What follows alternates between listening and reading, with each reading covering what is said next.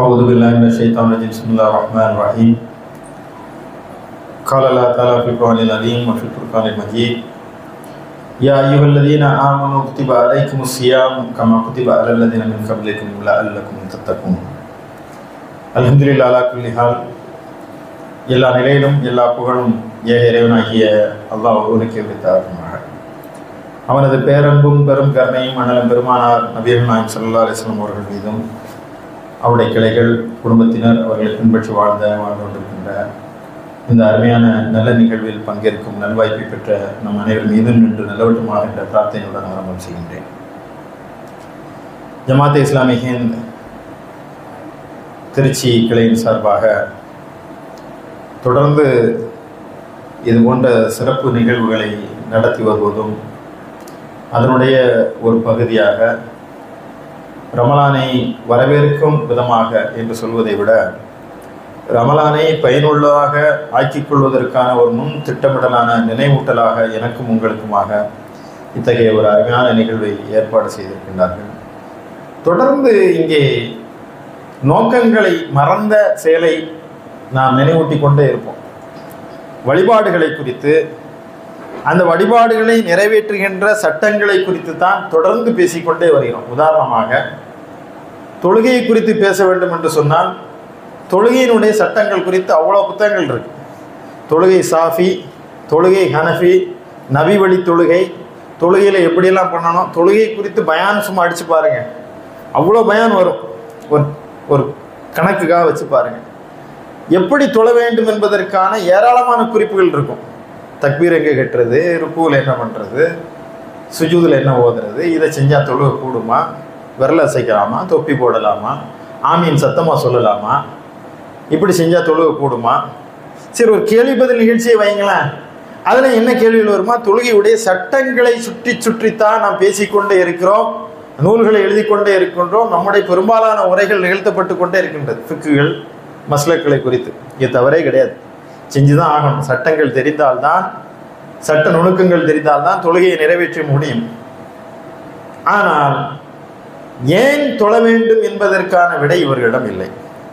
எப்படி தொழ வேண்டும் அது சொல்லிக்கிட்டே இருக்கும். எப்படி தொழணும், எப்படி தக்பீர் கட்டணும், எப்படி எப்படி எப்படி என்பதற்கு விளக்கம் எல்லாம் இருக்கு. நீங்கள் போய் ஏன் தொழணும், ஒரே ஒரு புத்தகத்தை நீங்கள் எனக்கு தந்தீங்கன்னா எனக்கு பயனுள்ளதாக இருக்கும். இந்த பயானுக்கு சொற்பொழிவுலாம் போகிறது, ஏன் தொழ வேண்டும் ஏதாவது ஒரு புத்தகம், தொழுகையுடைய நோக்கத்தை குறித்து ஏதாவது ஒரு சொற்பொழிவு நல்ல இருந்ததுன்னா எனக்கு அதை தந்தீங்கன்னா பயனுள்ளதாக இருக்கும். ஹஜ்ஜுக்கு இங்கேருந்து அழைத்து போகக்கூடிய கிளாஸ் ஆகட்டும்,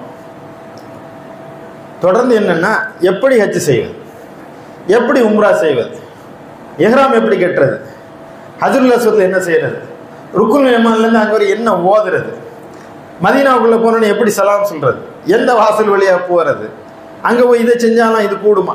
ஏன் என்பதற்கான விடை இல்லை. ஹஜ்ஜு ஏன் என்பதற்கான விடையோ, ஹஜ்ஜு ஏன் என்பதற்கான நிகழ்வோ, ஹஜ்ஜு என்பதற்கான புத்தகங்களோ இல்லை. எப்படி ஹஜ்ஜு, அதற்கான எல்லாமே இருக்குது. ஹஜ்ஜு செய்வது எப்படி, ஹஜ்ஜுடைய முறைமைகள், அதற்கான ஹாஜிகளுக்கான சிறப்பு பயான்கள், இது எல்லாமே இருக்குது. இப்போ நோன்புன்னு வந்து விட்டாலுமே எப்படி நோன்பு நோற்பது, நோன்பு பற்றி கேள்வி பதில் வச்சோம்னா அதிகமாக என்னென்னா எச்சிலை விழுங்கலாமா, நோன்பு வைத்துக்கொண்டு இந்த செயலை செய்தால் கூடுமா, அதான் சொல்லி கொண்டிருக்கும் போதோ சாப்பிட்டால் நோன்பு முறியுமா முறியாதா. இப்படி பார்த்தால் நோன்பின் வழிபாடுகளை குறித்த சட்டங்களை குறித்த செய்திகள், ஏன் நோன்பு நோக்க வேண்டும். ஆனால் அன்பு சகோதரர்களே, திருக்குரான் வேறொரு பாணியை கையாளுகிறது. ஏன் நோன்பு நோக்க வேண்டும் என்பதற்கான பதிலை குரான் சொல்லுகிறது. ஏன் ஹஜ்ஜு செய்ய வேண்டும் என்ற பதிலை குரான் சொல்கிறது. ஏன் தொழ வேண்டும் என்ற காரணத்தை திருமறை அழுத்தமாக பேசுகிறது. எப்படி தொழ வேண்டும் என்பதற்கு குரானில் விடை இல்லை. எப்படி ஹஜ்ஜு செய்ய வேண்டும் என்பதற்கு குரான் சொல்லித்தரவில்லை. எப்படி நோன்பு நோக்க வேண்டும் என்பதை குரான் சொல்லித்தரவில்லை. அதை பெருமானார் நாயகம் ஸல்லல்லாஹு அலைஹி வஸல்லம் அவர்கள் சொல்லித் தருகிறார்கள்.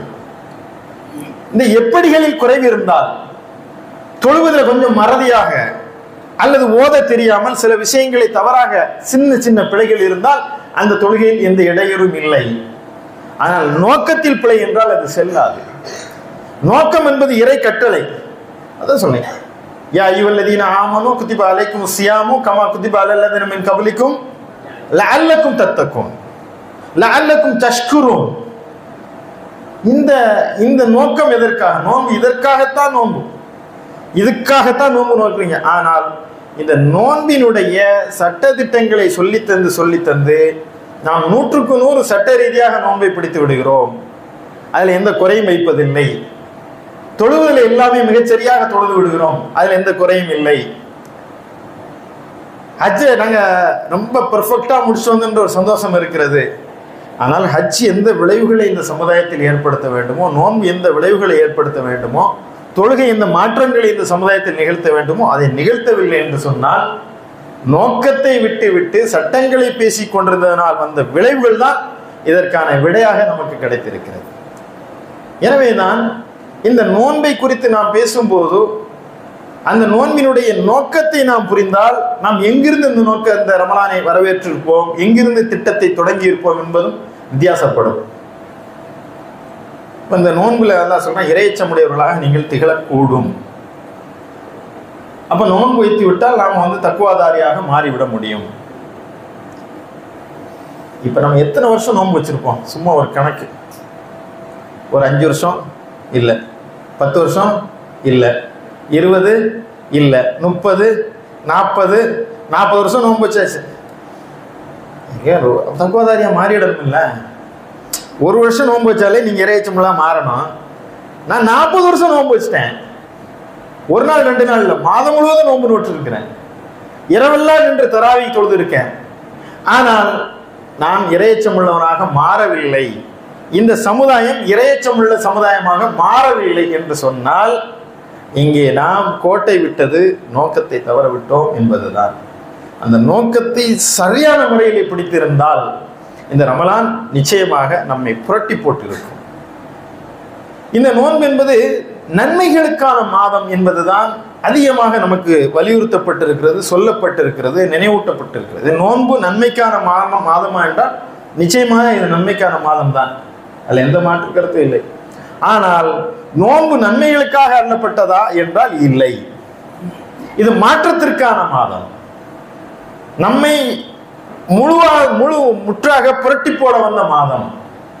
ரொம்ப முக்கியமாக பார்த்தீங்கன்னா எல்லாமே மாறும். இந்த நோன்புல நம்முடைய இயல்பை மாற்றக்கூடிய ஒரு தன்மையை இறைவன் சொல்லித் தருகின்றான். நன்றாக தூங்கக்கூடிய நேரத்தில் நைட்டு யாருக்காவது பசிச்சு சாப்பிட்றோமா? நல்ல தூக்கம். அந்த தூக்கத்தை உதறி முகத்தை கழுவி எழுந்திருக்க முடியாம எழுந்திருச்சு நாம பசியே கிடையாதுங்க, ஏன் சாப்பிட்றோம்? பசி இல்லாத போது சாப்பிடு. காலையில் பசிக்கும் சாப்பிடாத, பசி இல்லை சாப்பிடும், பசிக்கும் சாப்பிடாத.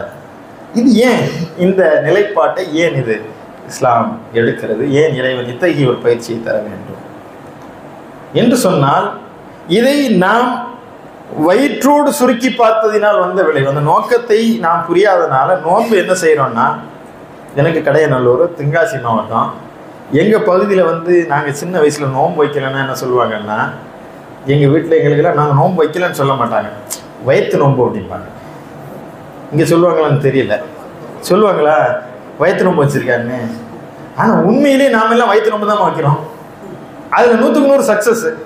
வயிறு நோன்பு இருக்குது, அதில் எந்த மாற்றமும் இல்லை. எனக்கு வயிறு பசிஞ்சா இருக்கு, நோன்பு வச்சுருக்கான்.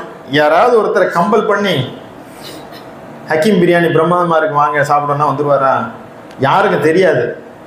எல்லாம் இந்த பையன் தம்பி நோன்பு வைக்கிறார், அவருக்கு வீட்டில் யாருமே இல்லை, ஃப்ரிட்ஜில் ஜிகர் தண்டா இருக்குது, அவருக்கு பிடித்த ஏதாவது ஒரு ஜூஸ் இருக்குது, வீட்டில் யாருமே இல்லை, எடுத்து குடிச்சிருவாரா?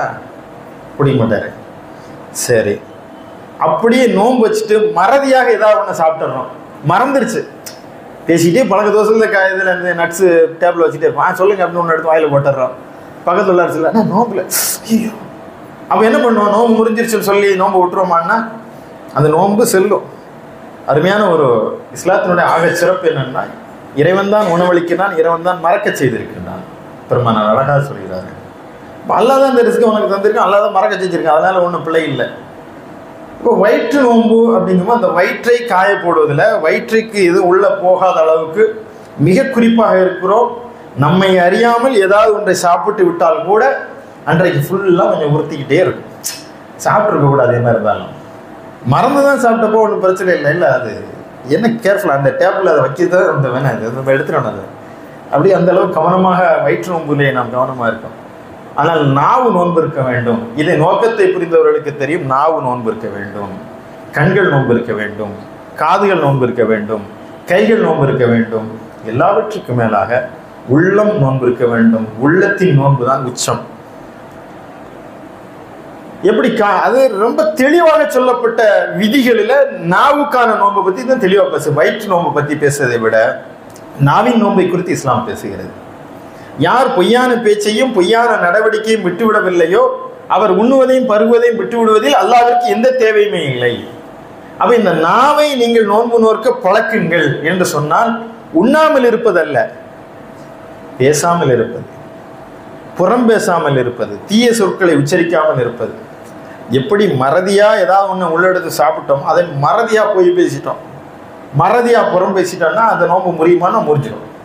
அறிஞர்கள் சொல்றாங்க.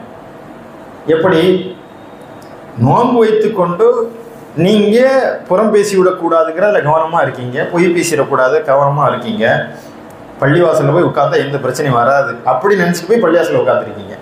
அப்போதான் வருவார், ஒரு நிமிஷம் இவ்வளோ பார்க்க வந்தேன், கேட்டிங்களா நேரத்தில் ஆரம்பிப்பார். ஆமாம், அதை நான் உங்கள்ட்ட சொல்ல நினச்சேன். வந்துடும். எதெல்லாம் பேசக்கூடாது நினச்சோமோ எல்லாத்தையும் பேசிட்டு வந்துடுவோம். சும்மா தான் வீட்டில் உட்காந்து திக்கிறேன்னிட்டு இருப்போம். குரான் ஓதுமா, கேட்டியம்மா அந்த பொண்ணை கேட்டியம்மா, நான் நேரத்தையே சொன்னேன், நானும் சொல்ல நினச்சேன், அவ்வளோதான். கடைசியில் சொல்லிக்கிறது, நான் நோன்பு வச்சுருக்கேன்ல பேசிக்கூடாது, அப்போ நோன்பு திறந்துட்டு பேசலாமான்னா அது கூடாது, அது வேறு விஷயம். ஆனால் என்ன, இந்த நோன்பை வைத்துக்கொண்டு புறம் பேசினால் பொய் பேசினால் அதற்கும் உளவியலாக சில விஷயத்தை இஸ்லாம் சொல்லித் தருகிறது. பெருமானார் ஸல்லல்லாஹு அலைஹி வஸல்லம் அவர்கள் சொன்னார்கள், யாராவது நோன்பு நோற்ற நிலையிலே உங்களிடம் சண்டைக்கு வந்தால் அல்லது வம்புக்கு வந்தால் நீங்கள் இன்னி சாயும், நான் நோன்பாடு என்பதை நீங்கள் அறிவித்து விடுங்கள், பிரகடனப்படுத்துங்கள். யாராவது வந்து உங்கள்ட்ட கேட்டாச்சுன்னா நான் நோன்பு வச்சிருக்கேன், என்கிட்டலாம் பேசாது, இது தேவையில்லை, எனக்கு அவரை பற்றியான எனக்கு செய்தி தேவையில்லை, நான் நோன்பு என்று நீங்கள் சொல்லிவிடுங்கள்.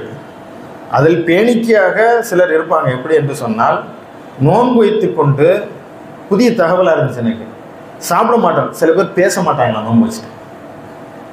நோன்பு வச்சுட்டு எப்படி ஏதாவது நம்ம குடிச்சிட்டா தெரியாமல் உள்ளே போயிட்டுனா சிக்கலாயிடுமோ, அதே மாதிரி நோன்பு வச்சு பேசி அந்த பேச்சினால இவ்வளோ கஷ்டப்பட்டு பட்டினி கிடந்ததுனால நோன்பு வச்சுட்டு சில பேர் எதை கேட்டால் சைகையிலே பேசுவாங்க. அப்படிப்பட்ட பேணுதலாக இருந்தவர்கள் சலஃபுகளில் இருந்திருக்காங்கன்ற ஒரு குறிப்பு இருக்குது.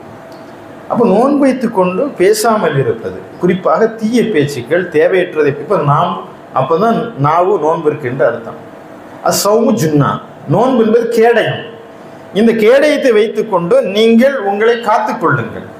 இந்த கேடயம்ங்கிறது ரொம்ப அருமையான ஒரு உதாரணம். இந்த கேடயத்தை வைத்துக்கொண்டு நீங்கள் கையில் வைத்திருந்தீங்கன்னா, எதிரி உங்களை அம்பை வைத்து எரியும் போது, எதிரி வாளை கொண்டு வீசும் போது, ஈட்டியை கொண்டு உங்கள் மீது எரியும் போதும் நீங்கள் அந்த கேடயத்தை வச்சுருந்தீங்க. இங்கேருந்து ஈட்டி வருதுன்னா அப்படி தடுத்துருவோம், இங்கேருந்து அம்பு வருதா இப்படி தடுத்துருவோம், வாழை வச்சு வெட்ட வர்றானா அப்போ இந்த கேடயத்தை வச்சுங்க. இந்த நோன்பு என்பது கேடயம், உங்க வச்சுக்கோங்க. பொய் பேச வர்றானா இன்னி சாயும், நான் நோம்பாடி. ஆபாசமாக ஒரு காட்சி வருதா, நான் நோம்பாடி. ஏதோ ஒன்று உள்ளத்துக்குள்ளே வருதா, நான் நோம்பாடி. இந்த நோன்பை ஒரு கேடயமாக நீங்கள் அணிந்து கொள்ளுங்கள், கேடயமாக நீங்கள் பயன்படுத்திக் கொள்ளுங்கள். இப்படி கேடயமாக பயன்படுத்தி கொண்டால் அது உங்களை தீய சொற்களிலிருந்து, தீய பார்வையிலிருந்து, தீய எண்ணங்களிலிருந்து உங்களை தடுத்து நிறுத்தும். அப்ப இதற்கான பயிற்சி உலகத்தில் எங்கேயுமே இந்த மாதிரியான ஒரு பயிற்சி கிடையாது. ஆனால் எல்லாவற்றிலும் ஒரு பயிற்சி இருக்கிறது. காவலர் பயிற்சி இருக்கு. போலீஸ் ட்ரைனிங் இல்லாமல் எந்தமே காவல் அதிகாரா நீ ஆக முடியாது. ஹையர் இதுக்கு போனால் அதுக்கு ஒரு ட்ரைனிங் கொடுப்பாங்க. வங்கிக்கு நீங்கள் போறீங்கன்னா வங்கி எழுத்தாளர் பயிற்சி வந்து இருக்கிறது. எல்லாவற்றுக்குமே பயிற்சி இருக்கிறது. டீச்சர் ட்ரைனிங் கோர்ஸ் இருக்கு, ஆசிரியர் பயிற்சி, எப்படி டீச் பண்ணணும். இந்த பயிற்சி காலம் என்பது ரொம்ப கடினமாக இருக்கும். அந்த பயிற்சி காலத்தில் மட்டும்தான் பயிற்சி. அந்த பயிற்சி முடிஞ்ச பிறகு உங்களுக்கு நீங்கள் வேலையில் அமர்ந்துருவீங்க. அதுக்கப்புறம் உங்களுக்கு பயிற்சியே கிடையாது. ஆனால் இஸ்லாம் மட்டும்தான் ஆண்டுதோறும் ஒரு பயிற்சி. ரொம்ப முக்கியமான ஒரு உளவியல் இது. இந்த பயிற்சியை ரினியூவல் பண்ணிகிட்டே இருக்கு. ஆண்டுதோறும் பயிற்சி, ஆண்டுதோறும் பயிற்சி எடுத்துக்கொண்டே இருக்கணும். இந்த பயிற்சியை ஒவ்வொரு ஆண்டும் 30 நாட்கள் இந்த பயிற்சியை மேற்கொள்ள வேண்டும். இந்த பயிற்சியை கண்காணிக்கக்கூடிய இன்ஸ்பெக்ஷன் யாரு? யார் உங்களை கைட் பண்றா? யார் உங்களை வழிநடத்துகிறார்? யார் இந்த பயிற்சியிலே உங்களுக்கு சரியான கண்காணிப்பை வழங்குகிறார் என்று சொன்னால் அந்த பொறுப்பை இறைவன் ஏற்றுக்கொள்கிறார். ரகீப், நான் தான் உங்களுக்கு இன்ஸ்பெக்ஷன், நான் தான் உங்களை பார்ப்பேன். அதான் சொல்றான், நான் தான் உங்களுக்கு கூலி கொடுப்பேன், நான் தான் மார்க் போடுவேன். அப்ப அல்லாவே கண்காணிக்கின்றான், அல்லாவே அந்த இன்ஸ்பெக்ஷனை நடத்துகிறான் என்று சொன்னால் இறைவன் மனிதர்கள் மீது வைத்த மகத்தான பெருங்கருணையினுடைய வெளிப்பாடு இது. இந்த அடிப்படையிலிருந்து இறைவனை புரிந்து கொண்டால் நமக்கு கண்ணீர் வரும். படைச்சோம், எப்படியும் போறான்னு சொல்லி விட்டு விடவில்லை. படைத்தான், வழிகாட்டினான், வழிகாட்டக்கூடிய தூதர்களை வழங்கினான். அதுவரை சொல்றான் இல்லை, அதை தாண்டி பயிற்சியை வழங்குகிறான்.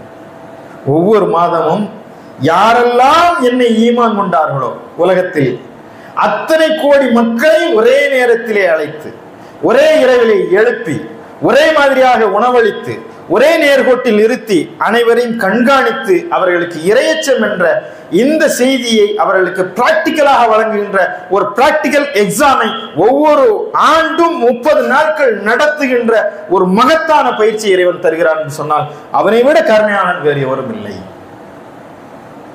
இந்த கொஸ்டின், இந்த எக்ஸாம், இந்த ட்ரைனிங், இதுக்கெல்லாம் அதுதான் உங்களுக்கு சிலபஸ். இந்த சிலபஸ் தான். இந்த சிலபஸை நீங்க படிங்க. ஷஹ்ரு ரமலான் அல்லதி உன்சில ஃபீஹில் குர்ஆன் ஹுதல் லின்னாஸ் வல் பையினாத்தி மினல் ஹுதா வல் ஃபுர்கான் ஃபமன் ஷஹித மின்கும் அஷ்ஷஹ்ரு ஃபல்யஸ்முஹு. இந்த குர்ஆனை நாம் இறக்கினோம், அதற்காக நீங்கள் நோன்பு வையுங்கள் என்று சொல்லவில்லை. இறைவன் சொல்கின்றான், ரமலான் மாதம் எத்தகையது என்று சொன்னால் இந்த மாதத்தில் மனிதர்களுக்கு முழுமையான வழிகாட்டி, முழுமையான தெளிவான வழிகாட்டியை உங்களுக்கு இந்த குர்ஆனை வழங்கி இருக்கின்றான். யாருக்கு இதை கொடுத்திருக்கிறான்னா மினல் ஹுதா, மனிதர்கள் இந்த நேர்வழி யாருக்கு என்று சொன்னால் இந்த மக்களுக்கெல்லாம் இது நேர்வழி காட்டி. ஒரு பையின்னா விளக்கமாக இருக்கிறது, ஒரு ஃபுர்கான் சத்தியத்தையும் அசத்தியத்தையும் பிரித்து தரக்கூடிய இந்த வேதத்தை இறைவன் தந்திருக்கின்றான். இந்த வேதத்தை தந்ததற்காக நீங்கள் நோன்பு நோக்க வேண்டும் என்று சொன்னால் மிக ஆழமாக இந்த வசனத்துடைய வரிகளை நாம் வாசித்தால் எதற்காக நோன்பை நீங்கள் முழுமைப்படுத்த வேண்டும் என்று சொன்னால் படிக்கும்போது, ஆழமாக படிக்கும்போது சில நேரங்களில் நெஞ்சம் பதறிடும். குர்ஆனோட நீங்கள் ரொம்ப ஆழமாக தொடர்பு கொண்டால் அந்த உணர்வை நீங்கள் பெற முடியும். அதன் நடுக்கம் இல்லாமல் படிக்க முடியாது. வலி துக்மில் இத்தமின் வலி துக்கப்பிருல்லாஹ அலாமா ஹதாக்கும். அவ்வளோ படிக்கும்போது துக்கப்பிருல்லாஹ அலாமா ஹதாக்கும், இறைவனுடைய இந்த மேன்மையை போற்றி புகழை பிரகடனப்படுத்துவதற்காக இந்த நோன்பு. இது புரட்சி. இறைவன் சொல்றான், இது சாதாரணமாக இல்லை. இறைவன் சொல்கின்றான், நீங்கள் இந்த நோன்பை நிறைவு செய்வதற்காக அல்லாஹ் உங்களை நேர்வழியில் செலுத்தினான் அல்லவா. நீங்கள் நரக நெருப்பின் விளிம்பிலே நின்று கொண்டிருந்த உங்களை எல்லாம் இறைவன் தன்னுடைய அருளுக்கு சொந்தமாக்கி உங்களுக்கு இந்த இஸ்லாம் என்ற அந்த பெருங்குடையை வழங்கினான் அல்லவா. கருணையாளனாய் ரட்சகன் உங்களுக்கு இறைவனாக கிடைத்தான் அல்லவா. இறை தூதர் பெருமானார் நபிகள் நாயகம் ஸல்லல்லாஹு அலைஹி வஸல்லம் அவர்களுடைய உம்மத்தாக உங்களை ஆக்கினான் அல்லவா. வழி தெரியாமல் திக்கு திசை தெரியாமல் தட்டு தடுமாறி மூச்சு திணறி முட்டுச்சந்தில் உலகம் நின்ற போது எது இறைவன் என்று தெரியாமல் சூரியனையும் நெருப்பையும் கற்களையும் வணங்கி கொள்ளாமல் இறைவனை நீங்கள் பணிகின்ற ஒரு பண்பை உங்களுக்கு தந்தான் அல்லவா. இந்த நேர்வழி உங்களுக்கு விலையில்லாமல் கிடைத்தது என்று சொன்னால் ஏதோ முஸ்லிம் தாய் தகப்பனுக்கு பிறந்து விட்டோம் அதனால் முஸ்லிம் என்ற அடிப்படையிலே அந்த அருமை பெருமையை நீங்கள் கருதாமல் இருக்கின்றீர்கள். இல்லை, இது சாதாரண விஷயம் அல்ல, இது மகத்தான பெருங்கருணை. இந்த நேர்வழி இல்லை என்று சொன்னால் என்னுடைய வாழ்க்கை என்னவாகி இருக்கும்? இந்த நேர்வழி கிடைக்கவில்லை என்று சொன்னால் இன்று நான் ஒரு விலங்கை போல அதற்கு கீழான ஒரு வாழ்க்கையைத்தான் நான் வாழ்ந்து கொண்டிருப்பேன். இறைவனுக்கு இணை வைத்துக் கொண்டிருப்பேன், இறைவனை நிராகரித்திருப்பேன், மது அருந்தக்கூடியவனாக இருப்பேன், யாருக்கும் அஞ்சாத நெறி தவறிய ஒரு வாழ்க்கையை நான் மேற்கொண்டிருப்பேன். கொஞ்சமேனும் இன்றைக்கு என்னிடம் நற்பண்புகள் எஞ்சி இருக்கிறது என்று சொன்னால் இது இறைவன் போட்ட கருணை, அவன் தந்த நேர்வழி, அவன் தந்த மகத்தான கருணை. இந்த கருணைக்கு என்னை இறைவா நீ தேர்ந்தெடுத்தாயல்லா. துக்கப்பிருல்லாஹ அலா மா ஹதாக்கும். உன்னுடைய இந்த மகத்தான மேன்மையை யா ரப், நீ அனைத்துலகத்தின் அதிபதி, உன்னை சரணடைகின்றேன் என்ற பிரகடனத்தை நாங்கள் பிரகடனப்படுத்துவதற்காக இறைவா இந்த உலகம் முழுவதும் உனக்காக நாங்கள் நோன்பு இருக்கின்றோம். எங்களுக்கு நீ தந்த இந்த கருணையை அல்லாஹ் சொல்ற, இது கஷ்டம் இல்லை, உஸ்ரி யுஸ்ரா அல்லாஹ் சொல்லி நான் எளிமைங்கிறது மாதிரி இதை சொல்றான். இது மிக எளிமையாக உங்களுக்கு சிரமத்தை தருவதற்காக இறைவன் கருணையாளன் உங்களுக்கு இந்த நோன்பை விதியாக்கவில்லை. கொஞ்சம் எண்ணி பாருங்க. ஒன்றை இருக்கும் போது அதனுடைய அருமை பெருமைகள் தெரியாது. இல்லாதவரிடம் கேட்டு பார்த்தால் தான் அதனுடைய அருமை தெரியும். குழந்தைகளுடைய அருமையை 5 குழந்தை பெற்றவங்கள்ட்ட கேட்டால் தெரியாது. குழந்தையே இல்லாமல் குழந்தைக்காக தவிக்கிறார்கள், அவர்களுக்கு தெரியும் குழந்தைகளுடைய அருமை. இந்த ரமலான் நோன்பே இல்லைன்னு ஒன்று கற்பனை பண்ணி பாருங்களேன். சும்மா கற்பனை பண்ணி பாருங்க. நோன்பே ஒன்று கடமை இல்லை, தொழுகண்டு ஒரு சிஸ்டமே இல்லை, தொழுகை கிடையாதுங்க. எப்படி இருப்போம்? கொஞ்சம் கற்பனை பண்ணி பாருங்க, நாங்கள் எப்படி இருப்போம்? 5 வேளை தொழுது இறைவன் முன்னாடி போய் நின்று மாதம் ஃபுல்லாக நோன்பு வச்சே இந்த கதி, இந்த லட்சணம். இதில் தொழுகை இல்லை, நோன்பு இல்லைன்னா நம்ம மாதிரி எந்த அளவு கேள்தரமானவர்களாக இருப்போம். இன்றைக்கு ஏன் மற்றவர்களெல்லாம் இவ்வளோ வகுப்புவாதிகள், பாசிசவாதிகள் எப்படி அறமற்றவர்களாக, வெறிகொண்டவர்களாக, இஸ்ரேலை போன்ற வன்னஞ்சம் கொண்டவர்களாக இருக்கின்றார்கள்? அவர்களுக்கு எந்த பயிற்சியும் இல்லை, அவர்களுக்கு எந்த வழிகாட்டலும் இல்லை, எந்த இறைவனிடமிருந்து அவர்களுக்கு எந்த ஒரு கருணையும் அவர்களிடம் இல்லை. அதனால்தான் அவர்களுடைய இதயங்கள் இருப்பாகிவிட்டது. நெறிதவறிய வாழ்க்கை. இன்றைக்கு நம்பிக்கைக்கு மிகப்பெரிய பஞ்சம் இந்த உலகத்தில் ஏற்பட்டிருக்கிறது. யாரையும் நம்ப முடியவில்லை. கருணையுடைய வெளிச்சம் இல்லாமல் இந்த உலகம் இருண்டு கிடக்கிறது என்று சொன்னால், இன்றைக்கு முஸ்லிம்கள் ஏன் இந்த வெள்ள நிவாரண பணிகளில் ஓடோடி உதவுகிறார்கள்? தம்மிடம் இருக்கக்கூடிய இந்த செல்வத்தை, நான் உழைத்து சேகரித்த இந்த செல்வத்தை மற்றவருக்கு கொடுக்க வேண்டிய அவசியம் எனக்கு என்ன வந்தது? கொரோனா காலத்தில் நான் செத்தாலும் பரவாயில்லை, இந்த உடலை தூக்கி சுமக்க வேண்டிய நிர்பந்தம் முஸ்லிம்களுக்கு என்ன வந்தது என்று சொன்னால், இது எல்லாமே இறைவன் கொடுக்கின்ற அந்த பயிற்சி, அந்த கருணை, மறுமையில் கிடைக்கக்கூடிய அந்த கூலி. இந்த தொழுகை என்பது இறைவன் கொடுத்த ஒரு மகத்தான ஒரு பேராற்றல், ஒரு பெரும் கருணையினுடைய வெளிப்பாடு. இது எந்த அளவுக்கு இறைவன் நம்மோடு நெருங்கி இருக்கிறார் என்று சொன்னால், குழந்தைய ஒரு தாய் வீதியில் விளையாடிட்டு இருக்கும் போதோ, நீ விளையாடு, அப்பப்போ அம்மாட்ட வந்து நீ வந்து கிட்ட நிற்கிட்டு சொல்லிட்டு போகணும் அப்படிங்கிறாங்க. அம்மாட்ட வந்து சொல்லிட்டு போன்ட்டா, நீ எப்படி போயிடாத அப்படிங்கும்போது அந்த தாய் அதையும் தாண்டி கொஞ்சம் நேரத்துக்கு இருக்க பையனை கூப்பிடுவாப்ல, டேய் அங்கே நிற்கிறம்மா, சந்தோஷம், நீங்கள் எங்கேயும் போயிடக்கூடாதுன்னு சொல்லுங்க. ஹையால சலா ஹையால் ஃபலா, காலைல எஞ்சதும் டேய் தம்பிகளா இருக்கீங்களா, ஹையால சலா ஹையால ஃபலா, லுகருக்கு நீ தூங்கிடும் சொல்லி காலையில் அசலாத்தும் ஹைரும் என்ன எப்பா வாங்க. இந்த ஏற்பாட்டை செய்து தந்தவன் எவ்வளவு பெரிய கருணையாளன். இந்த கருணையினுடைய இந்த பண்பு புரியாததினால் நாம் தொழுகையை தொழுகையாக கருதவில்லை, நோன்பை நோன்பாக கருதவில்லை. இதே ஒரு பட்டினி மாசம் தானே, இது ஒரு பசி மாசம் தானே, இந்த சடங்குகளை வைத்துக் கொண்டே நாம் நிரப்பிக் கொண்டு இருக்கிறோம். இதனுடைய நோக்கத்தினுடைய பகுதிகளுக்கு போகும்போது தான் இந்த குர்ஆன் இதை விளங்கிக் கொள்வது. இது இறக்கியுள்ளப்பட்ட காலம், இது எத்தகைய புரட்சியை, மாற்றத்தை ஏற்படுத்தி தந்தது என்பதை நாம் விளங்கிக் கொள்ள முடியும். குர்ஆனை நீங்கள் அந்த அர்த்தத்திலே நீங்கள் ஓத ஆரம்பித்தால், ஆனால் நாம் அதை செய்வதில்லை என்பதுதான். இங்கே பள்ளியில் இருக்கக்கூடிய நிர்வாகிகள்லாம் இருப்பீங்க. எனக்கு ஒன்றும் புரியாத ஒரு கேள்வி, நான் நிறைய இடங்களில் சொல்லிக்கிட்டே இருக்கேன். குர்ஆனை வந்து ஓடாதீங்க, குர்ஆனை ஓதுங்க. இந்த தராவிகள் குர்ஆனை ஓடுவாங்க, 20 ரக்கா தொழுவுறவங்க 8 ரக்கா தொழுவுங்க, எண்ணிக்கை பரவாயில்ல.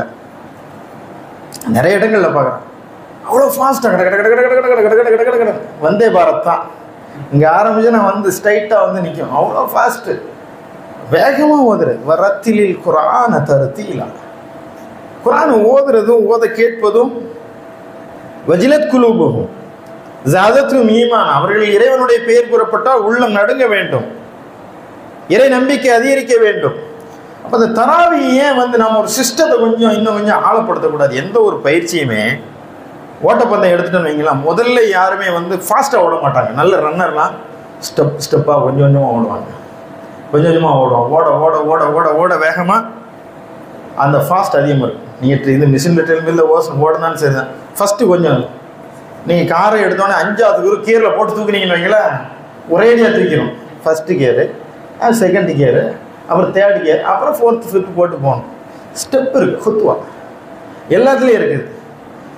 முதல்ல கொஞ்சம் கொஞ்சமாக அப்போ எல்லாவற்றிலுமே படிநிலைகள் இருக்குது. எடுத்தோடனே யாரும் பெருசாக வளர்த்துடக்கூடாது, கொஞ்சம் கொஞ்சமாக தான் வளரணும். ஒரு கட்டம் வந்த பிறகு வேகமாக இருக்கும். ஆனால் இந்த தராவியை தலைகளை பார்ப்போம். முதல்ல 1.25 ஜூஸ், 1.5 மணி நேரம் 1 மணி நேரம் நின்று தொழுகிறது. அப்படி போக போக சுருங்கும், தராவி சுருக்கிட்டே போகும். 27 வந்ததுன்னு வைங்களா, அந்த 27 தராவியை போடுற பாட்டை பார்க்கணும். 6 ஜூஸ் ஓசி முடிச்சுப்போம். ஏன்னா அதில் லைலத்து இருக்குதுன்னு நம்புறோம் இல்லை, நீ நம்பித்தானே 20 அந்த 27 லைலத்து இருக்குது முடிவு பண்ணிட்டு இல்லை, அது 1000 மாதங்களோட சிறந்தது தானே. அதில் 1.5 ஜூஸ் தொழுதா எனக்கு என்னதான் வந்துட போகுது. அன்னைக்கு ஒரு நாளாக வந்து நிற்க வைங்க, ஒரு மணி நேரம் 1/2 மணி நேரம் தொழுதுருவாங்க. 27 முடிஞ்சதுன்னா கல்லாவை கட்டிட வேண்டியது, வியாபாரம் முடிஞ்சாச்சு, அவ்வளோதான். பெட்டியை கட்டி இமாம் ஊருக்கு போக, நீங்கள் சந்தோஷமாக பெருநாளை கொண்டாடு. நாங்கள் பார்த்துக்கிற 28 தராவிகளாக ரொம்ப ஜாலியான தராவிகளை ஒன்று. 28 தராவி சும்மா அடித்து நகர்த்துறது, என்ன ஓதுன்னு தெரியாது. அதனால் என்ன யாசினை ஓதுவார், சூரத்துல் கஹஃப் ஓதுவார். அதுக்கு 28 பரவாயில்ல, 29 லைலத்துல் கத்ர் இருக்கிறதுக்கு வாய்ப்பு இருக்குல்ல. 29 தராவி அதை விட பாவமாக இருக்கும். இந்த 30 வந்து வந்துடக்கூடாதுங்கிறதுல மனசுக்குள்ள ஒரு ஓரத்தில் இருக்கும். வந்துருச்சுன்னு வைங்களேன், வந்துருச்சு. ஒரு பெசவுக்கு நாங்கள் சொல்லணும், அப்படி ஒரு எக்ஸ்ட்ரா ஏன் தான் சரி வா வா வா நீ வா, இடம் எல்லாம் இருக்கு, பஸ் ஏறி கிளம்புது ஒரு சின்ன, ஏய் வாடா வாடா ஏறிக்கிட உட்காடுறேன். 30 சரி உனக்கும் தொழுதுட்டு போகிறப்பா. நான் இதை இதுக்காக சொல்ல, அது மன வேதனையோடு தான் சொல்கிறேன். நான் 30வது தராவியில் நான் தொழுதுருக்கேன். 20 ரக்காத்துலையுமே குழுவில் தான் ஓதுனாருங்க. நான் இவ்வளோ பெரிய மேடையிலேருந்து பொய் சொல்ல வேண்டும்ங்கிற அவசியம் எனக்கு இல்லை. போய் ஈத்திகா விரும்பணும் ஒரு பள்ளியில் இருந்துட்டோம். 20 ரக்காத் தொழுவுறாங்க, நம்ம ஓரமாக போய் நிற்க முடியும். சரி தொழுவோன்னா இந்த சிஸ்டம், இந்த டைம் மாற்றிடணும். எப்படி டைம்னா 20 ரக்காத்து எப்படி கணக்கெட்டுறது அப்படின்னா 8:15 ஆரம்பிக்கணும். 8:20ன்னா 5 முடிஞ்சுது. 25 இந்த மணி முள்ளு கூட கொஞ்சம் கொஞ்சம் முன்னாடி வருங்க. இந்த தொலை வைக்கிறவர் கரெக்டாக செட் பண்ணியிருப்பார். அதில் இந்த ஸ்டேஷன் அந்த ஸ்டேஷனுக்கு நான் சொன்ன மாதிரி கரெக்டாக. அப்போ அவர் ஒரு ஸ்கெட்ச் போட்டு அதுக்குள்ளே நின்று ஓதுறாரு. அப்போ ஆயிஷா ரலியல்லாஹு ரொம்ப பிரம்மமாக சொல்கிறாங்க, ரொம்ப வேகமாக குர்ஆன் ஓதுறாங்களே இவர்கள் குறித்து அன்னையே நீங்கள் என்ன நினைக்கின்றீர்கள்? அற்புதமாக ஒரு வார்த்தை சொன்னாங்க. வேகமாக குர்ஆனை ஓதுகிறவர்கள் அவர்கள் ஓதவும் இல்லை சும்மா இருக்கவும் இல்லைன்னாங்க. அவங்க ஓதவும் இல்லை சும்மா இருக்கவும் இல்லை, அது செஞ்சிட்டு இருக்கோம். நான் சொன்ன முதல்ல 1/2 மணி நேரம் தராவி போதும். ஃபஸ்ட்டு தானே, இவ்வளோ நாள் 1 வருஷம் ஆச்சு, 11 மாதம் ஆச்சு இல்லை, கொஞ்சம் அப்போ தான் நிற்கணும். ஏன்னா இவன் தொழுகிறவன் வரமாட்டான்.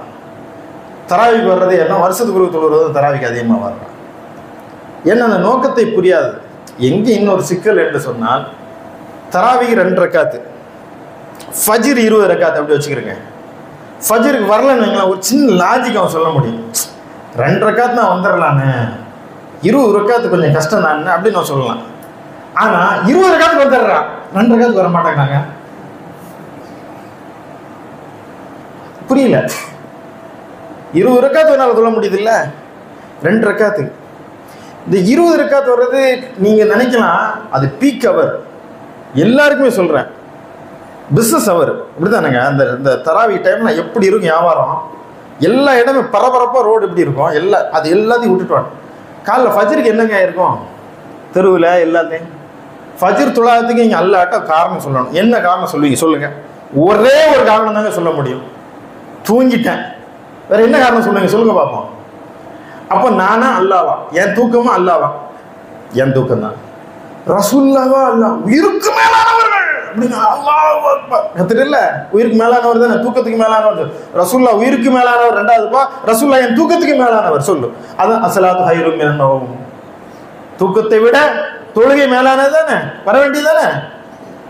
ஆனால் இங்கே உயிருக்கு மேலான உத்தம திருநபின்றல, உயிருக்கு மேலான வேண்டாம், தூக்கத்துக்கு மேலாவது நபியை வைப்பா வா, அல்லாஹ்வுக்காக உயிரை கொடுப்போம், உயிரை கொடுக்க வாங்க, தூக்கத்துக்கு கொடுவா.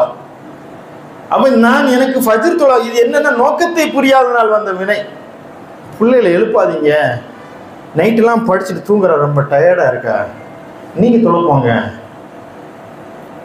ஏன் பத்ருக்கு நீங்கள் அனுப்ப சொல்லுங்க, ஃபஜ்ருக்கு அனுப்ப சொல்கிறோம். பத்ருக்கு போனான்னா புள்ள போயிடுவோம், அப்படி அல்லாவுடைய பாதையில் தானே.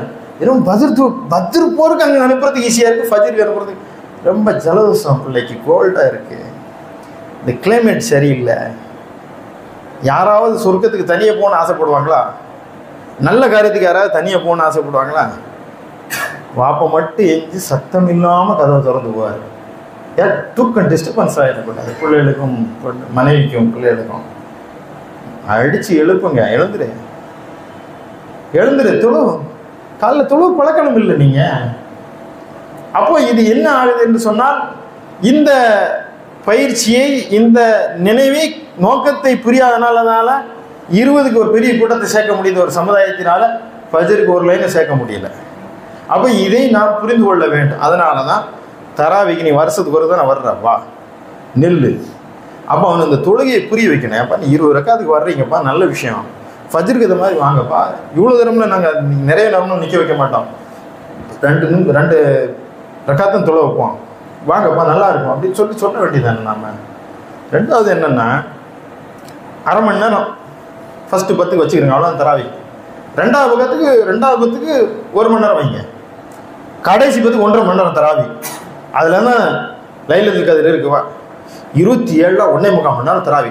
அதில் தராவி இது லைலத்துல் கத்ர் இருக்குன்னு நினைக்கவா, நின்று தொழுவோம், 1.5 ஜூஸ் 2 ஜூஸ் ஓதும். 28 இருக்குது, 29லேயும் லைலத்துல் கத்ர் அதுக்கு வாய்ப்பு இருக்குது. 30 வரை இருக்கும், இருந்து அது தொழுகின். ஆனால் எங்கேயுமே அந்த சிஸ்டம் இல்லைங்க. 27ஓட அந்த நோன்பு முடிஞ்சது. மற்ற 3 பார்க்கும்போது தான் எனக்கு ஒரு ரொம்ப பெரிய வருத்தமாக நிர்வாகிகள்கிட்ட சொன்னாச்சுன்னா அதை கவனத்தில் அவர்கள் எடுத்துக்கொள்வதில்லை. அதை இது நம்ம கவனத்தில். அதனால் நீங்கள் இன்னொன்று செய்யலைன்னா, தராவி தொழுகிறதுக்கு முன்னாடி இமாம் வந்து நிற்கணும்.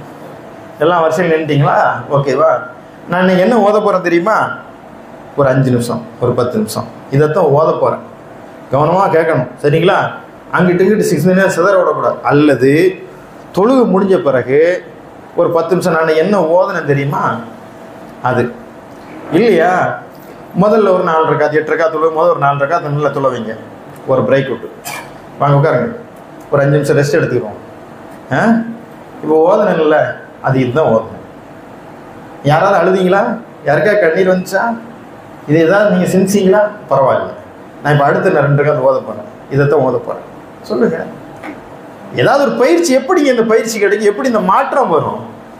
அப்போ இதை நாம், இந்த ரமலானை நாம் எப்படி அணுக வேண்டும் என்று சொன்னால், இது நன்மைக்கான மாதம் என்று கருதினதினால் மட்டும்தான் இது 20 ரக்காத் என்று தொழுவதற்கும் இதற்கு பெரும்பாலான கூட்டத்தை கூட்டுவதற்கும் நாம் தயாராகிறோம். இதை மாற்றத்திற்கான மாதம் என்று உணர்ந்தால் இந்த ஏற்பாட்டிலிருந்து நாம் சொல்வதையும் கூடுதலாக கவனிப்போம்.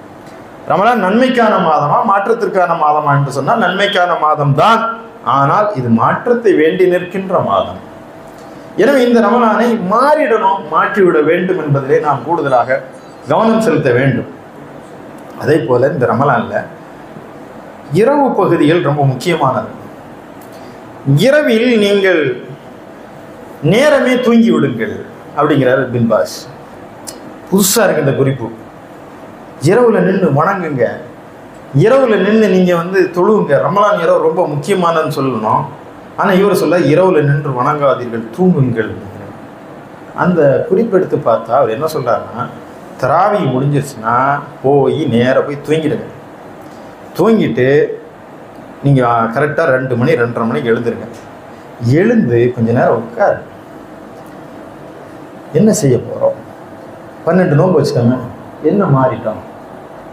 ஒன்றும் மாற்ற வரலையே, இன்னொரு 18 நோன்பு தானே இருக்குது, என்ன செய்ய போகிறோம்? இப்படி போச்சுன்னா ஒன்றும் தேராத போல் இருக்க, இப்படிலாம் நீங்கள் யோசிங்க. சரி உட்காருங்க. எவ்வளோ பாவம் பண்ணியிருங்க அதெல்லாம் நினைச்சு கொஞ்சமாவது மன வருத்தப்பட்டு அப்புறம் எழுந்து அந்த உணர்வோடு போய் தொழுங்க. நிறுத்தி நிதானமாக தொழுங்க. முடிந்தால் அழுவுங்க. அது இறைவனுக்கும் உங்களுக்குமான நேரம். அந்த இரவு நேரத்தை நீங்கள் சரியான முறையில் பயன்படுத்த வேண்டும் என்று சொன்னால் நீங்கள் படுக்கைக்கு 10 மணிக்கு முன்பாக போய் நீங்கள் உறங்கிவிட வேண்டும்.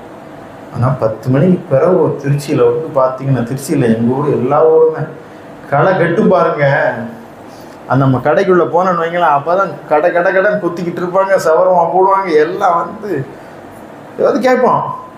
நைட்டு 11 மணி ஆயிடுச்சு, அவங்க ஏரியாவுக்கு சாப்பாடு கிடைக்குமான்னு கேட்டேன். 1 மணிக்கு வாங்குங்க நம்ம ஏரியாவுக்கு, அதை பெருமையா. அது எந்த நேரம் வந்தாலும் சாப்பிட்டுடலாம். நைட்டெல்லாம் சாப்பாடு. இவன் சாப்பிட்டு 1 மணிக்கு போன உடனே அவனுக்கு ஒரு செல்ஃபோன், அதை பார்க்காம ஒரு தூக்கம் வராது. அப்படி இப்போ நீங்கள் நைட்டு எத்தனை மணிக்கு லாஸ்ட்டு சீன் பாருங்கள், 2:15 1:38 அவ்வளோ தூரம் பார்த்தாச்சே. சகருக்கு எஞ்சிக்கிறது கஷ்டப்பட்டு ஏன்டா எஞ்சிக்கிறோம் அப்படிங்கிற மாதிரி மனசு தானே. கண்டதையும் சாப்பிட்டு வந்தாச்சு, 1 மணி 2 மணிக்கு 1 மணிக்கு படுத்தாச்சு, நீ 3 மணிக்கு எழுந்திருக்கணும். என்ன செய்வீங்க? அவசரமாக பிடி இந்த 30ல் ஏதாவது ஒரு நோப்பு தடப்படாதான் நடக்கும் பாருங்க. தூங்கிடுவான் எல்லாம் சேர்ந்து. எழுந்து டைம் ஆச்சு, ஓடி அதை கேட்டால் மாட்டி இருக்கிற தண்ணியை கூடி வாங்க சொல்ல போகுது பிடி. ஏதாவது ஒரு நோம்பு நடக்கும். காரணம் என்னன்னா அது சரியாக அதை தூங்குறது இல்லை. இந்த டயத்துக்கு தூங்கி எழுந்து அது இதில் என்ன ஒரு பெரிய ஒரு இதுன்னா, ஆரம்ப காலத்துலேருந்து அதை நம்ம ஃபாலோ பண்ணிகிட்டு இருக்கோம். சகர் நேர நிகழ்ச்சிகள் நடத்துவது ரமலானை கொலை செய்யும் நிகழ்ச்சிகள் எழுதுனேன். சமரத்தை அப்படி தலை போட்டோம். அவ்வளோ கடுமையான தலைப்பில் சமரத்தை போட மாட்டோம். ஏன்னா பயான் பண்ணுறோம், பயான் கேட்குறோம். இதுதான் இதை தவிர வேறு என்னங்க இந்த சமுதாயத்தில் நடந்துக்கிட்டு இருக்கு? நின்னா பயானு, நடந்தா பயானு, தூங்குனா பயானு, செல்ஃபோனில் பயானு, எல்லாத்துலேயும் பயானு கேட்டுக்கிட்டே இருக்கு. இது செயற்களத்தில் மாதம் அங்கேயே வந்து நீ பேசிக்கிட்டு இருக்கான். டேய் இதான் நீ சொல்கிறது இல்லைங்க அஜரத்து, நீங்கள்லாம் பயானில் சொல்கிறீங்க இல்லையா, தஜ்ஜத் தொழுங்க, அல்லாட்ட கேளுங்க, அழுங்க அப்படின்னு. அதை செய்கிறதுக்கு தான் நான் அதை செய்ய விடாம அங்கேயும் வந்து நீ அதை செய்யறதுன்னு சொல்லிட்டு இருக்கேன். நீ டிவி ஆஃப் பண்ணுங்க, சும்மா இருங்க அஜரத்து போதும். அந்த அடுத்த ராத்திரியில் யாராவது பயன் பண்ணுவாங்க? 3 மணிக்கு 4 மணிக்கு உட்காந்துட்டு நம்ம ஆள் பண்ணுறோம். தொலைக்காட்சி இரவு நேர சகர் நிகழ்ச்சி, இந்த சகர் நிகழ்ச்சியில் பார்க்குறத நீங்கள் நிறுத்துங்க. நான் உறுதியாக இருந்தேன், சகர் நேர நிகழ்ச்சி நடத்த மாட்டோம், நடத்தக்கூடாது. அதில் அவன் தொழுவணும், அவன் அழுவணும். ஃபஜ்ர் அந்த டெட்லைன் அவ்வளோதான். அந்த நேரம் வேலிடான நேரம். இறைவன் வானத்தின் அடிவானத்திற்கு இறங்கி வந்து உன்னிடம் கேட்கின்றா, நீ உட்காந்து பயன் பார்த்துக்கிட்டு இருக்க. நீ செயல்படுற நேரத்தில் உட்காந்துட்டு நீ அதை போய் அப்படியா இப்படியான்னு பார்த்து அங்கேருந்து அதை மாற்றுறது இதை மாற்றுறது. அவர் நல்ல பண்ணார், இவர் நல்ல பண்ணுறாரு, அவர் போட்டி வைக்கிறார், இதை பேசுவேன். இந்த இதெல்லாம் வேண்டாம். பயான் கேட்குறது காலையில் கேளுங்க. எல்லாமே வந்துருச்சு, ஆன்லைனில் வந்துருச்சு. காலையில் பாருங்கள், ரெக்கார்டு பண்ணி மதியம் பாருங்கள், உங்கள் ஃப்ரீ டைத்தில் பாருங்கள். முடிஞ்சால் ரமலான் முடிஞ்சே பாருங்கள், ரமலான் மாதம் முடிஞ்ச பிறகு பாருங்கள். ரமலான் ஃபுல்லாக செயற்களத்துக்கு வந்துருங்க. அங்கேயும் உட்காந்து உபதேச மாதமாக இதை மாற்றிட வேண்டாம். ஆனாலும் கூட நடத்த வேண்டியதெல்லாம் நாங்கள் இதை கடந்து பேசிக்கிட்டே இருக்கோம். ஏன்னா இப்படியாவது மாற்றம் நிகழ்ந்துடாதா, அற்புதம் நிகழ்ந்து விடாதா என்பதற்காக தொடர்ந்து பேச வேண்டி இருக்கிறது. அப்போ இந்த ரமலானில் வந்து இரவு நேர நிகழ்ச்சிகளை, பயான்களை குறைத்து விட்டு நாம் வந்து அதை செயற்களத்தில் நின்று இறைவன் முன்னால் அழுதும் தொழுதும் நாம் இறைவனிடம் மன்றாடி கேட்க வேண்டிய நேரமாக அதை மாற்ற வேண்டும். அதே போல இந்த ரமலானில் வந்து பெண்களின் ரமலான் வந்து ரொம்ப பரிதாபமானது. பெண்கள் நோன்பாளிகள் தானே. நீங்கள் வந்துட்டீங்கிறதுக்காக உங்களுக்கு பேசலை, நீங்கள் இல்லாட்டி நான் அதை பேசுவேன். உங்கள் இன்னும் கொஞ்சம் கோபமாக கூட பேசிடுவேன் நீங்கள் இல்லைன்னா. என்னென்னா அவங்களும் நோன்பாளி, நீங்களும் நோன்பாளி. ரெண்டில் யார் பலமான ஆள்? நீ தானே பலமான ஆள், பலகீனமான ஆள் தானே. அவள் தான் சமைக்கணும். உப்பு காரம் கூட பார்க்கக்கூடாது. சரி சமைக்கிற, அதை நான் சொல்ல, நல்ல வேலை செய்யுங்க. சரி அப்படி சமைக்கிறாள்ல, கூட போய் ஏதாவது ஒரு ஹெல்ப் பண்ணுறாமா? நீ மற்ற நாள் பண்ண வேண்டாம். நோம்பாளிங்கிற அந்த இறக்கமாக வர வேண்டாமா? கொஞ்சம் தள்ளுமா நான். சரி அவள் எப்போ குரான் ஓதுறது, அவள் எப்போ தவிர்த்து தொழுகிறது? சமைச்சிக்கிட்டே நின்னா அதுவும் சாதாரண சாப்பாடு சாப்பிட முடியாது. சாப்பிட்ட முடிச்ச பிறகு எனக்கு அந்த டீ வேணும், எனக்கு சாப்பிட்டு முடிச்சோடனே சுகர் இல்லாமல் இது வேணும், அந்த பழத்தை இப்படி கட் பண்ணி வைக்கணும், இதெல்லாம். ஆனால் இஃப்தாருக்கு நம்ம பண்ணுறோம் பாருங்க, சுப்ஹானல்லாஹ். இந்த நோன்புடைய நன்மைகளை இங்கேயே அனுபவித்து விட வேண்டும். பட்னி கிடந்ததற்கான கூலி இஃப்தாரில் தின்று தீர்த்து விட வேண்டும் என்ற ஒரு முடிவில் கஞ்சி இன்னைக்கு கொஞ்சம் டேஸ்ட் கம்மி இல்லை, நல்ல கஞ்சி காய்ச்சணும், வடை நிலமோட வடை போடணும் எல்லாம் சொல்லி அது எல்லாம் வச்சுட்ட பிறகு கூட டேபிள் நிறைஞ்சிருக்கணும். நிறைஞ்சிருந்தாலும் கூட உலகத்தில் எந்த மார்க்கமும் எந்த கொள்கையும் சொல்லித்தராத ஒரு விஷயத்தை இஸ்லாம் சொல்லித் தருகிறது. மனைவியின் வாயில் ஒரு கவளம் உணவு ஊட்டுவது சதக்கா என்று சொல்லித்தரக்கூடிய ஒரு மார்க்கம். இதை விட தெளிவா என்னங்க சொல்லணும்? வீட்டுக்காரி பலகீனமானவா, நோன்பு வச்சுட்டு அவ்வளோ வேலை செய்கிறா, ராத்திரியெல்லாம் நின்று சமைச்சிருக்கா, உங்களுக்கெல்லாம் சமைச்சு போட்டு எல்லாத்தையும் பண்ட பாத்திரங்கள்லாம் கழுவி நீங்கள் தூங்கினதுக்கு பிறகு தூங்குறா, காலையில் எழுந்து பிள்ளைகளுக்கு படிக்க வச்சு ரெடி ஆகி காலையில் எழுந்து உள்ள தொழுகை இல்லாதவர்களுக்கு, நோன்பு இல்லாதவர்களுக்கு சேர்ந்து வயசானவங்களுக்கு வீட்டில் அவங்களுக்கு சமைக்கிறா, அந்த இதை கழுவி போடுறா, துணி துவைக்கிறா, எல்லா வேலையும் பார்த்துக்கிட்டு இருக்காங்க. அது முடிஞ்சோடனே இஃப்தாருக்கு உங்களுக்கு இவ்வளோ ஐட்டம் வந்து பண்ணி கொடுக்குறா. கொஞ்சம் கூட உட்காருமா, என் கூட நோன்பு திறக்குன்னு சொல்கிறதுக்கு மனசு வர மாட்டாங்க. நாம் உட்காந்து நல்ல நோன்பு திறப்போம். நாமெல்லாம் நோன்பு திறந்த பிறகு கடைசியாக முக்காடு போட்டுட்டு மாங்கு பாதி சொன்ன பிறகு அவசர அவசரமாக நின்ன நிலையில் ஒரு பேரத்தங்களத்தையும் தண்ணியும் குடிச்சு நோன்பு திறக்கிறா பாருங்க. கொஞ்சம் கூட இரக்கம் இல்லாதவர்கள் இல்லையா? நம்ம முதல்ல இந்த வந்துடுறேன். மனைவியின் வாயில் ஒரு கவலம் உணவு ஊட்டுவது சதக்கா தானே? வா நோன்பு தர, இந்தா பிஸ்மில்லா எடுத்து கொடுங்க. யாராவது செஞ்சுருக்கீங்களா? செஞ்சுருக்கவங்க இருக்கலாம், நல்ல மனிதர்கள் இங்கே இருப்பா, நம்பிக்கை. சரி, நீங்கள் இது கொடுத்தா அவங்க மனைவி ஆண்டு வாங்க போகிறாள். நீங்கள் நோன்பு தரங்க பாங்க, இதில் புதுசாக வளர்க்கலாம். நீங்கள் வச்சு சாப்பிட்டு வச்சாலே போதும், போக சீக்கிரம் இடத்த காலி விட்டாலே போதும். நீங்கள் வந்து அடுப்படியில் வந்து என்ன தொந்தரவு பண்ணாமல் இருந்தாலே போதும். 4-5 ரூபாய் கொஞ்சம் உப்புக்காரம் கம்மியாக இருந்தால் அட்ஜஸ்ட் பண்ணி சாப்பிட்டு போனாலே போதும். அதுவே எங்களுக்கு பெரிய விஷயம். பாவா நீங்கள் வந்து சமைக்கவே வேண்டாம், கரண்டி பிடிக்கவே வேண்டாம், ஒரு ஐட்டத்தை குறைச்சிக்கிட்டாலே போதுமே. அதெல்லாம் இல்லை, இப்படித்தான் சாப்பிடுவோம். அப்போ நாம் கொஞ்சமாக அது யோசிக்கணும் இல்லை? அவங்க வந்து எப்படி இவ்வளோ சமைச்சிட்டு இப்படி சாப்பிட்டுட்டு, சரி இன்னைக்கு 2 பேரும் சேர்ந்து சமையல், அதுதான் சொல்கிறேன். சீக்கிரம் நீங்கள் வந்து தூங்கிட்டு, அவங்க மனைவி எத்தனை மணிக்கு எழுந்திருக்கிறாங்க ஒரு உறுதி எடுங்க. மனைவிக்கு பிறகு எழுந்திருக்கிற ஒரு எத்திக்ஸ் இல்லைன்னு வந்து மனைவிக்கு முன்னாடி நீங்கள் எழுந்துருங்க. எழுந்து அவளை எழுப்பி வாங்க சமையல் கட்டு போவோம், எல்லாத்தையும் ரெடி பண்ணுவோம், 2 பேருமே வந்து பரிமாறுவோம், உட்காருங்க, சாப்பிடுவோம். 2 பேரும் சேர்ந்து சாப்பிட்டு விட்டு. இதில் ரொம்ப முக்கியமாக தாய்மார்களுக்கு இன்னொரு குறிப்பையும் சேர்த்து சொல்ல வேண்டும். இந்த ரமலான் மாதத்தில் எக்ஸாமுடைய நேரம் வருது. எக்ஸாமுடைய நேரம் வருது. சில பேருக்கு பதட்டமாகவே இருக்குது. சரி இந்த நோன்பு நேரத்தில் பரிசை வருதுன்ட்டு பிள்ளைகள்லாம் பயப்படவே வேண்டாம். ரொம்ப நோம்புங்கிறது மலையை வெட்டி சாய்க்கிற வேலையெல்லாம் கிடையாது. சாப்பிடாமல் இருக்க போகிறோம், அவ்வளோதான். சாப்பிடாமல் இருக்கிறதுனா சாப்பிடாமல் அப்படிலாம் இருக்கிறது கொஞ்சம் சிரமம்தான். சாப்பாட்டுடைய நேரம் மாறுது, அவ்வளோதான். இறைவன் வந்து தாங்க முடியாத சுமையெல்லாம் சுமத்திட மாட்டான். அதனால் பிள்ளைகள் வந்து தைரியமாக, இந்த நோன்பில் தான் நிறைய யுத்தங்கள் நடந்தது.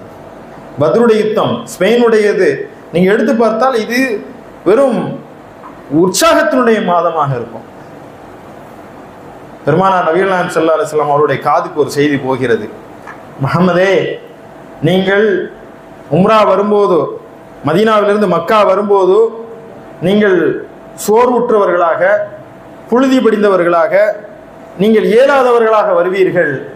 எனவே முஹம்மதின் தோழர்கள் எப்படி உம்ரா செய்யலாம், அவர்கள் எப்படி இந்த காபத்துல்லாவை வலம் வருகிறார்கள் என்பதை நாங்கள் பார்க்கலாம் என்று எதிரிகள் எதிர்பார்த்து கொண்டிருக்கிறார்கள். 50 பேரும் டயர்டாக வருவாங்க, சோர்ந்து போய் வருவாங்க. இவ்வளோ தூரம் வர்றாங்கல்ல மதீனாவிலிருந்து, எப்படி அவங்க உம்ரா பண்ணுறாங்கன்னு பார்ப்போம். அப்படியா? பெருமானார் ஸல்லல்லாஹு அலைஹி வஸல்லம் அவர்கள் சொன்னார்கள், அன்பு தோழர்களே, இந்த உம்ராவை உற்சாகத்துடன் நாம் மேற்கொள்ள வேண்டும். இது உங்கள் மீது சுமையாக சுமத்தப்படவில்லை. எனவே ரமல் என்று சொல்லக்கூடிய இந்த தோல் புஜத்தை 3 சுற்றுக்களில் எடுத்துட்டு, நீங்கள் எதிரிகள் உங்களை கண்டு நடுங்கக்கூடிய அளவிற்கு நீங்கள் வேகமாக விரைந்து இந்த சுற்றுக்களை நீங்கள் நிகழ்த்த வேண்டும். ஒருத்தர் கூட மிலிட்டரி மாதிரி இருக்கணும், யாருக்கும் நாங்கள் சோர்ந்தவர்கள் இல்லை என்று சொல்ல வேண்டும். நோம்பு வச்சுட்டா அப்படியே வந்து சோர்ந்துருவோம். நோம்பு வச்சுட்டு நாங்கள் நோம்பு வச்சா உற்சாகமா இருப்போம். பள்ளிவாசல்ல போனா பத்ர் போர்க்களம் மாதிரி கிடக்கு, அப்படி சட்னி. எவ்வளோ நோம்பு வச்சு என்ன ரொம்ப அப்படி என்ன நம்ம வந்து நோம்பு வச்சுட்டு வேலையை பார்த்துட்டோம், பத்ருக்கு போயிட்டு வந்துட்டோமா? இல்லை அவ்வளோ தூரம் சிரமங்களா? நோம்பு வந்துட்டு அதில் ஏதாவது தெலுங்கானாவில் ஒரு எக்ஸைஸ் கொடுக்குறாங்க, நோம்பாளிகள் சீக்கிரம் போகலான்னு. முஸ்லீம்கள் சொன்னீங்களே, தேவையில்லைடா அந்த ஆஃபர். யார்கிட்ட வர? நாங்கள் அந்த நோம்பாளி நோயாளிகள், நோயாளிகளுக்கு கூடியது நோம்புன்னா அதெல்லாம் நாங்கள் தம்பாத்த இருப்போம். வா, நீ பார்க்குற வேலையோட 2 மடங்கு நான் வேலை பார்க்குறேன். இது உற்சாகத்தின் மாதம். இறைவனுக்காக வேண்டி விரும்பி நான் வந்து விரதம் இருக்கிறேன். சும்மா உட்காந்துட்டு அப்படியே என்ன கூணி குறுகிலாம் போய் இருக்கல. நோம்புன்னு சொல்லும் போதே நோம்பு அப்படிமா அப்படி சொல்லக்கூடாது, நோம்பு தான் சொல்லுங்க அப்படி. அப்போ இந்த நோன்பு என்பது உற்சாகம் இல்லையா? அதை வந்து நம்ம பிள்ளைகளுக்கு சொல்லணும். இந்த நோன்பை வைத்து கொண்டு தான் பதில் நடந்தது. இந்த நோன்பு என்பது உற்சாகம், மன தெம்பு. யாருக்காக இருக்கிறோம் என்று ஒன்று இருக்கு இல்லையா? எதற்காக இருக்கின்றோம் என்று ஒன்று இல்லையா? யாருக்காக பயணப்படுகிறோம் என்று, அதுதான். அப்ப இறைவனுக்காக நான் பசித்திருக்கிறேன், இதை நான் வேண்டி விரும்பி செய்கிறேன், அந்த உற்சாகம் என்னிடம் வர வேண்டும். பிள்ளைகளே, நீங்கள் இந்த ரமலானை உற்சாகத்துடன் நீங்கள் கழிக்க வேண்டும். உங்களுக்கு இறைவனுடைய அருள் உங்களுக்கு இருக்கிறது. இரவில் நீங்கள் எழுந்து தனியாக படிப்பீர்கள் இல்லை, இப்போது குடும்பமே எழுந்து உங்களுடன் இருக்கும். சகருக்காக உங்களோடு நாங்கள் இருக்கிறோம், நீங்கள் தைரியமாக படியுங்கள். சாப்பிடக்கூடிய நேரத்தை உங்களுக்கு இறைவன் மிச்சப்படுத்தி தந்திருக்கிறான். நீங்கள் தண்ணி கூட குடிக்காம அழகாக உட்காந்து எழுதிக்கிட்டே இருங்க. இது அற்புதமான காலம்.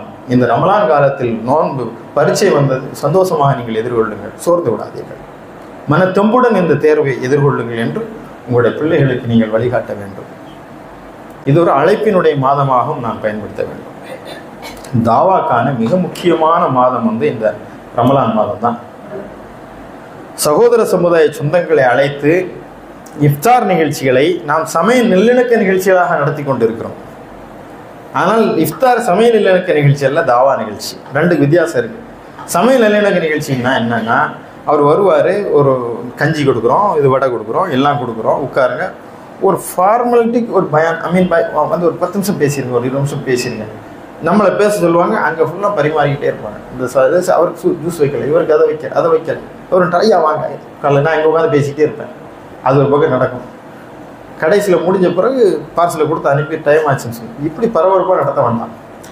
அது நடத்துங்க அந்த இஃப்தார். ஆனால் தனிப்பட்ட முறையில் சில நபர்களை நீங்கள் தேர்ந்தெடுங்க சார். அவங்கள நீங்கள் இன்வைட் பண்ணுங்கள், நீங்கள் வீட்டுக்கு வாங்க, உங்களோட நோன்பு தரோம். நாங்கள் 6:30 நோன்பு கரெக்டாக திறந்துருவோம், நீங்கள் ஒரு 5:30 வந்துருங்க. அப்போ வந்த உடனே அவரை உட்காந்துடனே டேபிளில் வருவார். லேடிஸ் வந்தாங்கன்னா லேடிஸோட உள்ளே உட்கார சொல்லிவிடணும். ஜென்ஸ் இருந்தால் நம்ம உட்காந்து அதற்கான அரேஞ்ச்மெண்ட்டோடு உட்காந்துட்டு ஒரு நம்முடைய நண்பர்களையும் கூப்பிட்டுக்கலாம். அப்போ ஏதாவது ஒரு கேள்வி பதில் உரையாடல் அதில் அவர் பார்க்குறாரு, பேசுகிறாரு. இந்த தொடர்பு இருக்கு இல்லையா, இது தாவா இஃப்தார். இந்த ரமலான் மாதத்தை அழைப்பின் மாதமாக மாற்றுவதற்கு, எந்த குர்ஆன் கிடைத்ததற்காக நீங்கள் நோன்பு நோக்க வேண்டும், லஅல்லக்கும் தஷ்குரூன், நீங்கள் நன்றியுடையவர்களாக திகழ வேண்டும் என்பதற்காக இந்த நோன்பை கடுமையாக்கிறேன் என்று இறைவன் சொல்கின்றானோ, இந்த குர்ஆன் கிடைத்தது முஸ்லிம்களுக்கு மட்டுமான குலச்சொத்து அல்ல. அவர்களுக்கு இந்த நோன்பிலே சற்றேறக்குறைய என்னுடைய தொடர்பில் உள்ள சகோதர சமுதாய சொந்தங்களுக்கெல்லாம் இந்த குர்ஆனை கொண்டு சேர்த்து விடுவேன் என்ற ஒரு பெரும் செய்தியை நீங்கள் அவருக்கு கொடுக்க வேண்டும். முடிந்தால் சிவராத்திரி அவங்க பண்ணுவாங்க, இரவு ஜபம் பண்ணுவாங்க. அந்த மாதிரி ஒரு நான் முஸ்லிம்ஸுக்குன்னு சொல்லி ஒரு கியாமுல் லைல் ஒன்று ஏற்பாடு பண்ணுங்க. நம்மளோட சகர் சாப்பிட கூப்பிடுங்க. இஃப்தார் கூப்பிட்டு ரொம்ப நாள் கூட்டம் இல்லை, ஒரு சகருக்கு வாங்க. எங்களோட நோன்பு நீங்கள் நோன்பு வைக்க வேண்டாம், முடிஞ்சால் கண்டினியூ பண்ணுங்க. நைட்டு நாங்கள் நோன்பு வைக்கிறோம், எங்கள் தோட்டத்தில் ஒரு விருந்து இருக்குது, வந்துருங்க. நல்லா இருக்க வித்தியாசமாக வாங்க. நைட்டு உட்காந்து ஒரு 11 மணி உட்காந்து சும்மா பேசிகிட்டே இருப்போம் கேஷுவலாக. நைட் சகர் சாப்பிடுவோம். எங்களோட சகர் சாப்பிட்டு நீங்கள் காலில் போயிடுங்க. இரவு நேர நீங்கள் சகர் நேர தாவா நிகழ்ச்சி நடத்துங்க. இஃப்தாரை விட்டுருங்க, நடத்தியாச்சு, அது சகோதரர் நடத்துங்க. ஆனால் ஒரு சகர் நேர நிகழ்ச்சியாக நடத்துங்க. தாவா அடிப்படையில் உங்களோட க்ளோஸ் கான்டாக்டில் உள்ளவங்களுக்கான சகர் நேர நிகழ்ச்சி நடத்துங்க. அவர்களை அந்த இரவு நேரம் பள்ளிக்கு அழைச்சிட்டு வாங்க. அருமையான கிராத்தில் ஒரு நல்ல காரியை வச்சு தொலை வச்சு நீங்கள் பள்ளிவாசல் உட்காந்து அது கேளுங்கன்னு சொல்லுங்கள். அவ்வளோதான். முடிஞ்ச உடனே வாங்க சார், ஒரு அருமையான ஒரு சகர் சாப்பாடு. அதுக்கு முன்னாடி ஒரு சின்ன ஒரு டயலாக் பயானில் ஒரு சின்ன உட்காந்து ஃபேமிலியோடு உட்காந்து பிள்ளைங்க விளையாடிக்கிட்டு ஒரு இரவு, ஒரு சனிக்கிழமை இரவில் ஒரு 5 பேரை மட்டும் கொடுங்க. நீங்கள் 50 பேரை கூட்டு பெருசெல்லாம் நடத்தாதீங்க. இப்படியான தாவாக்கான களமாகவும் இந்த மாதத்தை பயன்படுத்த வேண்டும். அவர்களோடு ஒரு நாள் இறைவனுக்காக அவரையும் விழித்திருக்க வைக்கக்கூடிய ஒரு ஏற்பாட்டை செய்ய வேண்டும். இன்னும் நிறைய செயல் திட்டங்கள் இருக்கின்றன. எனவே இந்த ரமலானை வழக்கமான ரமலானாக நாம் கடந்து விடாமல் வரக்கூடிய இந்த ரமலானை புதிதாக செயல் திட்டங்களுடன் தீட்டி நாம் பயன்பெறுவதுடன் இந்த ரமலானிலிருந்து முழுமையாக பயனீட்டிக் கொள்ளக்கூடியவர்களாக நாம் இருப்பதுடன் லஅல்லக்கும் தத்தக்கூன் என்று சொல்லக்கூடிய இறையச்சமுள்ளவர்களாக நாம் மாறிவிட வேண்டும் என்ற அந்த உத்வேகமும் அந்த கனமும் நம்மிடம் தொடர்ந்து இருக்க வேண்டும். நிச்சயமாக நம்மால் ஒரு உறுதியாக சொல்ல முடியும், இந்த ரமலானுக்கு பிறகு இன்ஷா அல்லாஹ் நான் மாறிவிடுவேன் என்ற அந்த நம்பிக்கை உங்களுக்கு கொஞ்சமேனும் இருக்குமானால் இந்த ரமலானை நாம் உண்மையிலேயே வரவேற்க தயாராகிவிட்டோம் என்ற அர்த்தம் இல்லை. நாங்கள் வழக்கமாகத்தான் இந்த நோன்பை நோற்போம், வழக்கம் போல எல்லாமே இருக்கும் என்று சொன்னால் அந்த நோன்பு உங்களிடமிருந்து விடைபெற்று சென்றுவிடும். அது நன்மைகளை அள்ளி தந்து விட்டு செல்லும். நோன்பு உங்களை கைவிட்டு விடாது, ஆனால் அது உங்களிடம் எந்த மாற்றத்தையும் நிகழ்த்தி விடாது. எனவே நோன்பு என்பது நன்மைக்கான மாதம் அல்ல, இது மாற்றத்திற்கான மாதம், இது மாற்றத்திற்கான வேதம். மாறுவோம், மாற்றுவோம். இந்த நல்ல வாய்ப்பிற்கு நன்றி கூறி விடைபெறுகின்றேன். வாஹிரு தவானா அனில் ஹம்துலில்லாஹி ரப்பில் ஆலமீன். அஸ்ஸலாமு அலைக்கும் வரஹ்மத்துல்லாஹி தஆலா.